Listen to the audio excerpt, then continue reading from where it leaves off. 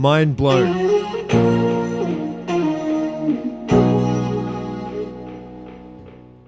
Alright, so I'm here because I actually wanted to check this out and I was curious about it, and I don't normally get on the bandwagon of the Waves plugins reviews sort of thing. I've fallen off that for a little while, but I'm back on, unfortunately. This plugin is a kick-ass plugin. I've got to be honest with you, it probably is the best channel strip that I've ever used as far as a plugin, and I don't say that lightly. I don't even have anything to do with Waves, so they're probably getting a whole bunch out of this video that I'm not getting. But anyway, I want to review this plugin and check it out for you guys and compare it to the channel strip that you can see here, the real thing. This is also based off the SSL 4000. Obviously, it's a little bit less featured than the channel strip that Waves have, because this is the full-fledged thing here, but it'll give you a good idea of the capability of this plugin and some of the stuff that I love about it. So let's get straight into this and check it out. First off, what I wanted to show you was the channel strip, the way that this mic pre works. Now, I'll explain something to you briefly before I get into the audio example, and that is this mic pre here on this channel, the 6th channel, it actually functions as both. So you can see on the plugin they've got a mic pre and the line pre. They're on the actual console, they're separated. They've got two separate amps for those two separate microphone and the line, so that they basically isolate them, and I guess there's a cleaner sound and there's not so much things going on with one instead of two amps. With this one, they've used it, they've shrunken it down so that I guess they had to make the fact that this works as both. So that functions as both the line and the mic pre. And you can see on the bottom of this channel strip here, it's got line. I don't know how well that comes out on the video, but that's what it says. So that's functioning as this here and also this.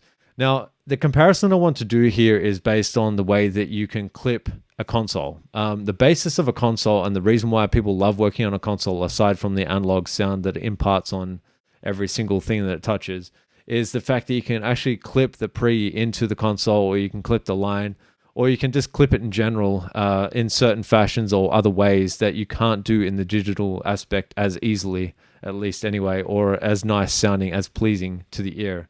Harmonics are what make up distortion, basically, and certain things about distortion really are pleasing to the ear, and especially when it comes from a SSL 4000. So the reason why I love this plugin is because you can actually do that in this plugin. It's insane.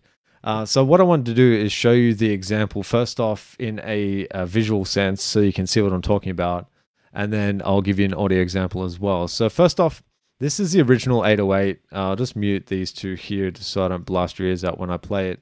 But this is the original 808. This waveform here, and if I just expand a little bit more and show you, at the bottom of the screen here in the green, this is the first 808 that I had for the track. And you can see there's kind of like a transient that hits every time the 808 hits, and that's part of the kick in the 808 that I had. That hits every single time, and that's not a bad thing. It may work for you in whatever track you're working on, but I like the 808 to be like more of a waveform like the one below it, whereas it's kind of all integrated into one. You've got the transient and the sustain of the 808 going through the whole entire thing. Let me play you the track and I'll explain to you why first, and then we'll get into the plugin versus analog hardware. So first off, I've got the meters here. They're all gain staging identical so that you can see it's all accurate. And I'm just going to bypass this plugin here. So let me play this track to you first. Let's have a listen.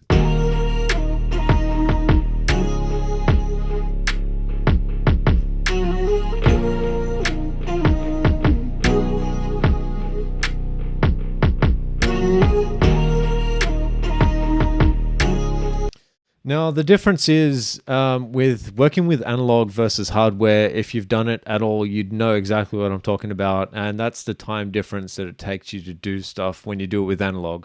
The setting it up, the bypassing, all that sort of stuff, the passing through of the gear, the printing into your project, all of this takes time. Now, it's definitely worth it. Don't get me wrong. If you have the gear and you have the time to mix and you're doing a professional job, like I do on my tracks, and I'm sure a lot of people understand this when they work on analog gear. If you're printing through, it takes a bit of time to do it. It's definitely worth it as far as the sound that imparts on your track. But the thing is, what I want to show you here, I'll show you a difference between an 808 with the SSL V2 on it. This is a channel strip. So I'll just show you the channel strip here. This is what's going on here. I've basically pushed the mic pre in plus 30 dB, and then I've brought down the fader minus 18.9. And all that's done, it's allowed the console to clip the sound. And I'll just play this to you right now. Now you can see on the meters just here, it's not any higher. Again, all 13.7. Let me play the other track. It's just a difference in the peak volume. You can see it hits 13.7.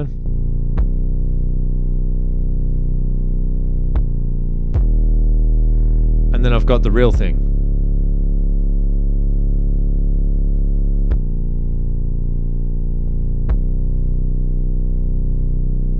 Now, first off, you tell me if you can hear a difference between the SSL channel, so the 6th channel here, that's what this is going through, this last one down the bottom here, labeled SSL 6. Tell me if you can hear a difference between these two tracks, and I'll just go between the two.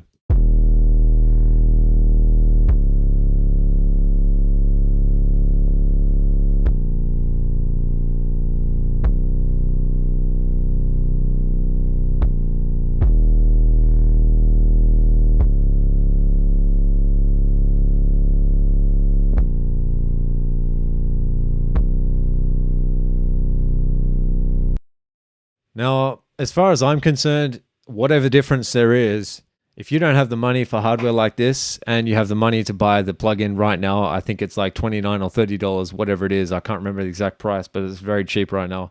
If you have the little bit of money to buy that plugin, I would suggest you... I'm not working for Waves, trust me. I have nothing to do with these guys. I wish they'd give me a link so I get some kind of benefit, but I don't. But this is crazy. Like, it literally sounds almost identical to the hardware itself. I pushed my mic pre to be identical volume. As far as you can see here, the meter's showing minus 13.7 on all of these. This is all peak levels, by the way. It's not any other measurement, but it's peak level. And that's what really matters when it's coming into the mix stage of it. You want to worry about your peak level of each instrument and where it's sitting in the mix and how the transients are hitting. Everything is impactful when it comes to each individual track and element in the track. So when I'm listening to this, I'm hearing, like, obviously I'm getting distortion. Like, I'll just play it to you. This is the SSL V2. Once I change, this is channel, SSL V2 in a second. V2.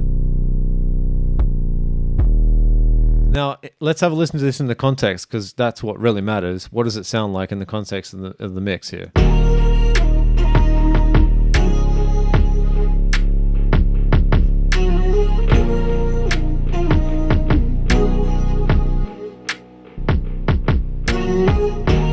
That's the original one.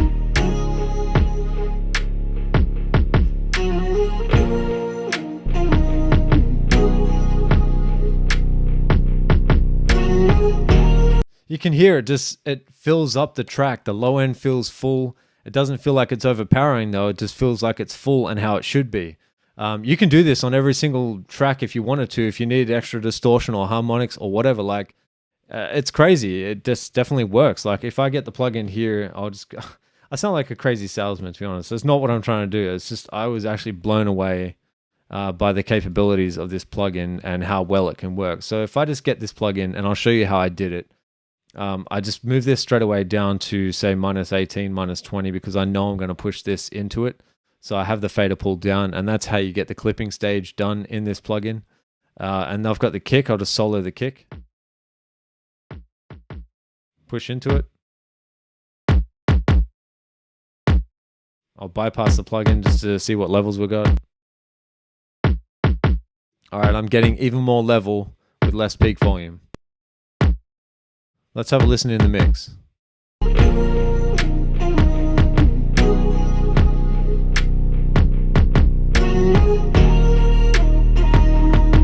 To me, that is crazy. I literally did 2 steps and I've already got a really good sounding kick, and it really suits the track. Obviously, it pays to choose the right samples when you're making a track, but as far as the kick sounds, it sounds good. It's no EQ. I've just literally just pushed the mic pre, brought down the fader, and I've got extra sound that I didn't have before. So, let's have a listen to the channel strip. I'll just see what the EQ is like on this kick, and I might work with it, see how we go.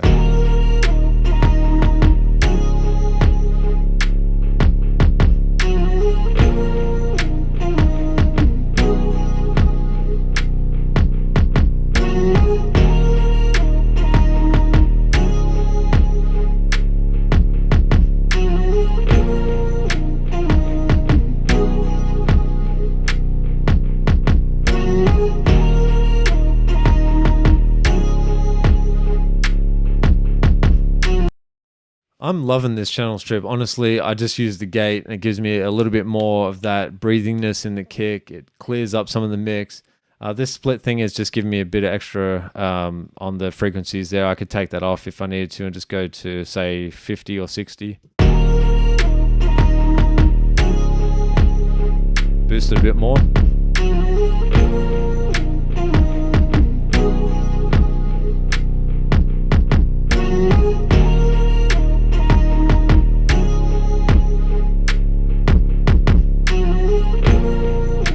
It's just insane. You can get so much harmonic content out of this plugin and it doesn't sound ugly. That's the thing. Like every other channel strip I've ever used has this thing where the plugin kind of does what it needs to do. The EQ sounds okay, but it just doesn't have that sound that analog does. Let me show you exactly what I'm talking about. I'll get another plugin. I'll just bypass. I'll leave that on there. And you just have to remember these plugins take CPU as well. So when you're mixing, just remember that the CPU usage, especially with the analog button on, it's a little bit more intensive than it would be without it. But I'm going to get this plugin here, and I want to test the filter on it. So let me try 3.5. So on this, I've got right there, you can see there's 3.5. boosted. I'll just turn that down. So this is set to 3.5, just so you know, if you don't want to know what this channel strip does, that's set to 3.5. I've got that on a bell shape. So that's a bell, which is what's basically going here. This is a bell.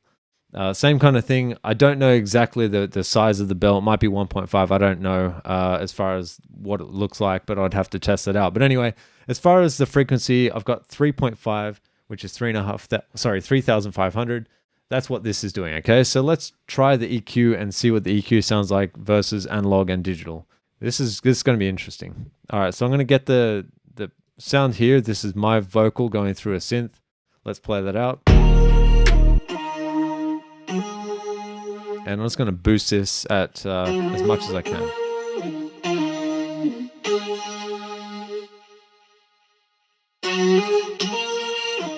All right, so I've got plus 12 dB on a plugin. That normally doesn't sound that good to me on any plugin. Let me bypass that and bring in the real thing. Right, same thing here.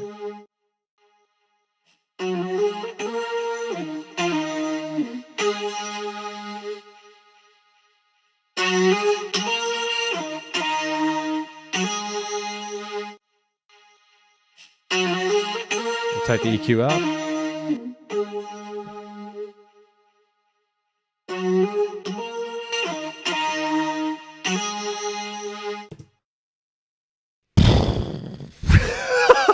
Mind blown. I have no words to say. You should check this plugin out, try it out, and see what you can get. I am just like, yeah, like it's so good. Anyway, hopefully this is of benefit to you. Hopefully you kind of get what I'm trying to say. This plugin is just insane. I used to have UAD stuff. I a long time ago got rid of my UAD everything just because I was sick of having lots of plugins along my list of thousands of plugins that you can see that's down here. I was sick of that. But you know, when it comes to a really good channel strip, and however Waves did the job on this, they nailed it. Is un momento perfecto. It's so good. Anyway, you should check this out. Hopefully this is benefit to you. Hopefully you enjoyed this tutorial. And remember to hit the like, share, and subscribe to this channel. And I will catch you on the next one. Peace out.